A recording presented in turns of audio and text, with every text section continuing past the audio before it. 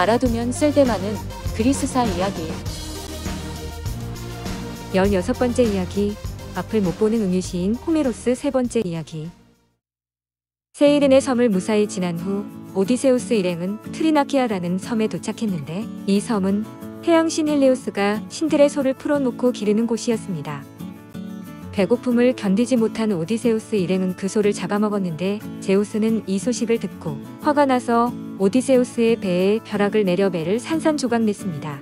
이에 배에 있던 병사들은 모두 죽고 오디세우스만이 살아남았습니다.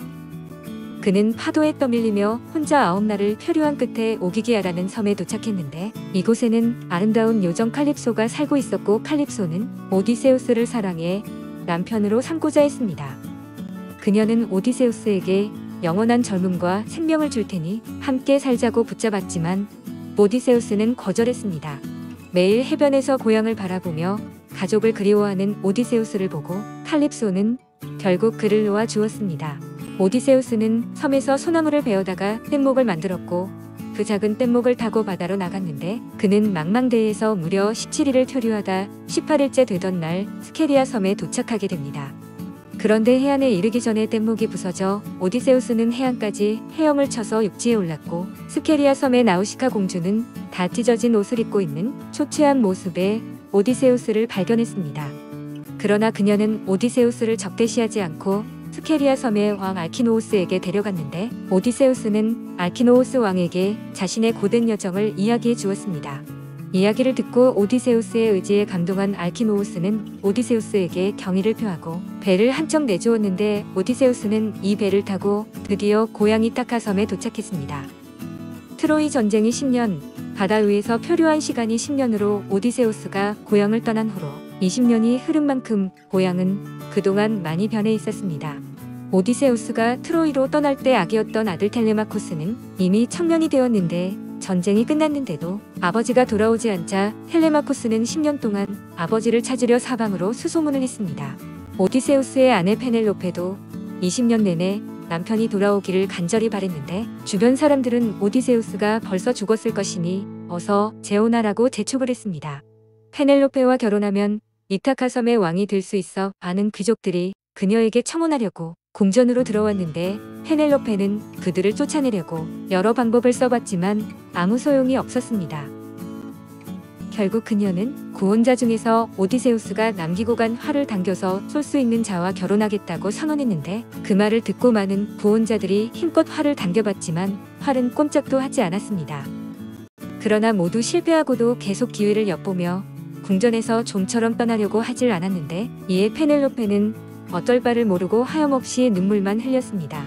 그녀는 간절하게 오디세우스가 돌아오기만을 기다렸습니다.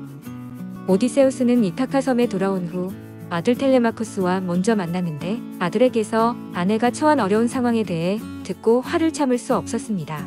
그렇지만 섣불리 행동했다가 이를 그르칠 수 있어 바로 궁전으로 들어가지는 않았고, 우선거지로 변장해 궁전으로 갔는데 허름한 차림의 그를 보고 많은 사람이 놀려댔습니다.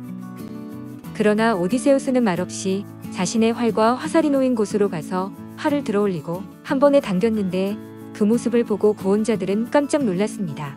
오디세우스는 그 순간 자신의 모습을 드러내고 그동안 가족을 괴롭힌 자들을 모두 죽였는데, 이로써 오디세우스의 가족은 마침내 함께하게 되었습니다.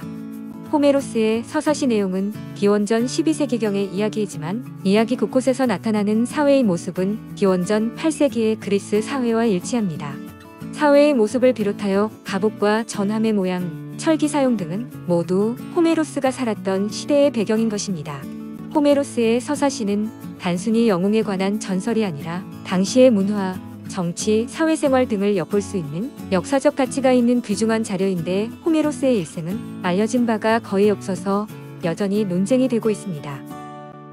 그가 고대 그리스 민족 중 이오니아인이며 그리스의 여러 지역을 돌아다니다가 에게의 작은 섬에서 죽었다는 설도 있으나 사실로 증명되지는 않았습니다. 어떤 학자는 호메로스라는 시인의 존재 자체를 의심하기도 하는데, 그 사람들은 호메로스라는 말이 시인 한 명이 아니라 여러 명의 집단이라고 생각합니다. 일리에스와 오디세이아를 지은 연도가 수백 년 정도 차이가 나 한 사람의 작품이 아니라고 주장하는 것입니다. 호메로스가 맹인이라는 점을 의심하는 사람도 있는데, 작품에 등장하는 웅장한 전쟁 장면과 세심한 묘사는 맹인이라고 하기 어려울 정도로 구체적이기 때문입니다. 그러나 오늘날 학계의 일반적인 시각은 호메로스라는 천재 시인이 실제로 존재했다는 것입니다. 물론 그의 이름이 호메로스일 수도 있고 다른 이름일 수도 있는데 그는 각지를 다니며 전설과 노래를 정리한 후 참작을 더해서 대작 호메로스의 서사시를 탄생시켰을 것입니다. 최근에는 호메로스가 재능이 뛰어난 여성 시인이라는 주장도 나왔는데 호메로스가 살았던 시대에는 군중들 앞에서 여성이 자신의 의견을 이야기하는 경우가 많았고 작품 속 등장인물은 남자 영웅이지만 그들을 묘사하는 문장에 여성의 감수성이 담긴 표현이 많다는 점은 이런 주장을 뒷받침합니다. 여기서 잠깐 헤시오도스. 헤시오도스는 호메로스 이후에 등장한 시인으로 대표작에는 일과 나날들, 신통기 계보가 있습니다. 일과 나날들은 시기에 맞는 농작물을 설명하며 노동의 위대함을 찬양하는 내용이며 신통기 계보는 수많은 신의 관계를 하나하나 이야기합니다. 그는 인류의 역사를 황금, 은, 동, 영우, 철의 5시대로 나누고 황금 시대가 가장 아름다우며 철의 시대가 가장 잔혹하다고 설명했는데 헤시오도스는 시인이자 농부라서 호메로스와는 작품 스타일이 확연히 다릅니다.